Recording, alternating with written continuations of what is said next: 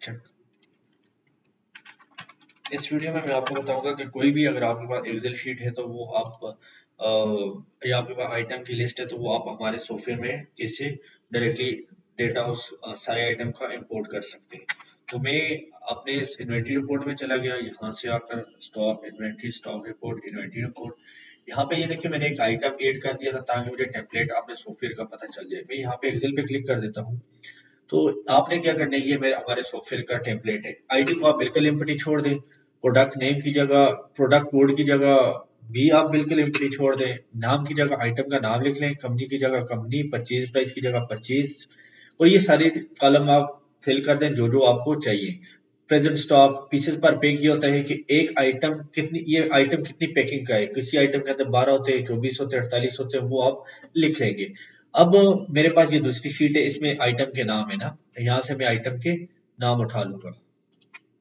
ये मैंने आइटम के नाम कॉपी किए और मैंने क्या किया, ये अपनी जो मेरी दूसरी शीट है उसमें लाकर मैंने पेस्ट कर दिए। ये आइटम के नाम है, ठीक है, ये आ गए। अच्छा, सेकंड नंबर पे मैं उसी शीट में वापस जाता हूँ। ये उस शीट में वापस चला गया। अब देखें ये काफी सारे जो नाम है, शॉर्ट नेम फलान, जो जो जो आपको चीज चाहिए तो वो आप डाल देंगे। अब जो कंपनी नेम है वो ORO है, और ये साथ जो भी है ये सारी कंपनियों की जो आइटम के आगे उनकी कंपनियां लिखी हुई है, मैं उनको भी सेम टू सेम इस तरह यहाँ पे पेस्ट कर दूंगा। अच्छा, नेक्स्ट में आता हूँ। ये लिखा हुआ है परचेज प्राइस, कुछ की 0 है, कुछ की परचेज प्राइस लिखी हुई है, तो चले मैं यहाँ से कॉपी कर देता हूँ और मैं यहाँ पे लाकर इनको पेस्ट कर देता हूँ, ठीक है। अब दूसरी शीट में मैं जाता हूँ, यहाँ पे जरी सी बात है सेल प्राइस भी लिखी होगी, यहाँ से मैं इसी की सेल प्राइस उठाता हूँ और अपनी शीट में लाकर यहाँ पर पेस्ट कर देता हूँ। आगे अगर होलसेल आपकी प्राइस है वहां शीट में, नहीं तो आप खुद भी यहाँ पे लिख सकते हैं। अच्छा, आगे मैं आ जाता हूँ, आगे इनकी शीट में और क्या है, minimum sale price, MRP, opening stock, यहाँ कुछ भी नहीं है। अगर कोई आपका ओपनिंग स्टॉक वगैरह होता तो वो आप यहाँ पे, ये देखिए हमारे पास ये बना हुआ है ओपनिंग प्रेजेंट स्टॉक, आप यहाँ पे अपना ओपनिंग स्टॉक लिख लेते। यहाँ पे पीसेस पर पैक की ये आइटम कितनी पैकिंग वाले हैं बैरल में फिलहाल, इन सब आइटम को मैं देखता हूँ अगर यहाँ पे पैकिंग का हुआ तो मैं यहाँ से डाल दूंगा, नहीं तो मैं यहाँ पे 1 ही रख लेता हूँ सबको, ठीक है। ये 1 की पैकिंग में आ गया सर। बाकी ये डिटेल मैं सारी डिलीट कर देता हूँ क्योंकि ये तो मैंने एक टेम्पलेट के तौर पे ये सारी डिटेल मैंने ली थी। ये मैंने कर दिया। अब देखें हमारे सॉफ्टवेयर में ना जितना भी काम होता है ना स्मॉल में करना पड़ता है आपको। अब ये 2 कॉलम जो है वो कैपिटल में है, इनको मैं स्मॉल करूंगा। तो उनके लिए मैं क्या करूंगा, यहाँ पर ये एक फार्मूला लगा देता हूँ आपको समझाने के लिए, LOW, लोअर, और साथ ही जैसे टेब का बटन प्रेस करूंगा तो मुझे अब कॉलम सेलेक्ट करने के किसको मैंने लोअर में कन्वर्ट करना है। इसको किया, ब्रैकेट क्लोज किया, इंटर प्रेस किया, तो ये देखें ये आइटम जो है वो स्मॉल में शिफ्ट हो गया। अब मैं क्या करूंगा, इस आइटम के ऊपर राइट क्लिक करूंगा, कॉपी करूंगा, देन यहाँ पे लाकर पेस्ट, पेस्ट स्पेशल, और यहाँ पे वैल्यू पे क्लिक करके ओके करूंगा, तो ये देखें ये सारे स्मॉल हो गए। इस तरह मैं क्या करूंगा, इनको यहाँ से डिलीट किया।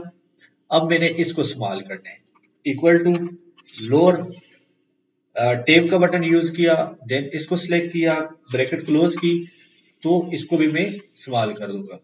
इसको उसी तरह कॉपी किया, पेज स्पेशल पे क्लिक किया, वैल्यू ओके, ये भी स्मॉल हो गया। अब मैं क्या करता हूँ, इसको भी मैं सारे को क्लियर कर देता हूँ। अब वैसे जो है परचेज प्राइस वो 0 तो कोई मायने नहीं रखती, अगर यहाँ पे कोई ऐसा केस हो तो आप 1 रख दें, नहीं तो 0 भी चल जाती है, मसला नहीं है, लेकिन कोशिश करें कि परचेज प्राइस आप हमेशा 1 रख दीजिएगा, ताकि आगे आपने जब भी चेंज करनी है तो आप बेशक कर लें। तो ये मैंने 1 रख ली, ठीक है। इस तरह मैं इनकी कुछ सेल प्राइस है जो जिनकी नहीं लिखी हुई इसकी भी मैं 1 रख लेता हूँ, बस ठीक हो गया, ये सारी ओके होगी। अब ये कुछ कॉलम बने हुए मैंने इनको क्लियर करना है, तो मैं यहाँ पे क्लिक करूंगा ये ऊपर, तो ये सिलेक्ट ऑल हो गया, और यहाँ पे मैं गया, और नहीं यहाँ पे सॉरी क्लियर पे आया, क्लियर फॉर्मेट पे क्लिक किया तो ये सारा फॉर्मेट क्लियर हो गया। अब देखिए एक चीज हमारी अभी भी रहती है कोड की ना, कोड अगर आप अपनी मर्जी से कोई इस आइटम का कोड है तो वो आप स्कैन कर देंगे थ्रू स्कैनर। तो अगर आपके चाहते हैं कि मैं 1 से लेकर ये आइटम आ जाते हैं जी 48 तक, तो मैं 1 से 48 तक रैंडम कोड दे दूं, तो मैं क्या करूंगा, इसको मैं 1 दे दिया, यहाँ पे मैं एक और फार्मूला लगा लूंगा, इक्वल टू दिस, आगे सिंपल प्लस का बटन प्रेस करना है और आगे वन करना है। तो जो ऊपर वाला है उसके उसमें प्लस वन करके एक नया कोड बना दें। तो ये टू हो गया कोड, और मैं सब पे क्लिक करूंगा तो ये 47 कोड तक खुद चला गया। ठीक है, ये अब मेरी शीट रेडी होगी। तो मैं इसको क्या करूंगा, सिंपल सेव में जाऊंगा, सेव एज, डेस्कटॉप पे कर देता हूँ।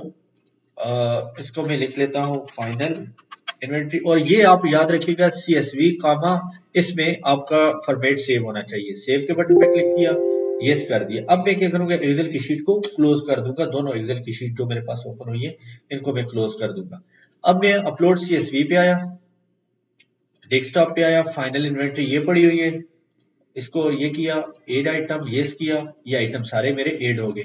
अब मैंने अगर चेक करना है तो मैं, ये देखें ये सारे आइटम मेरे पास आ गए। बस इतना सा काम है, आपको आइटम ऐड करना, इतना सा काम है।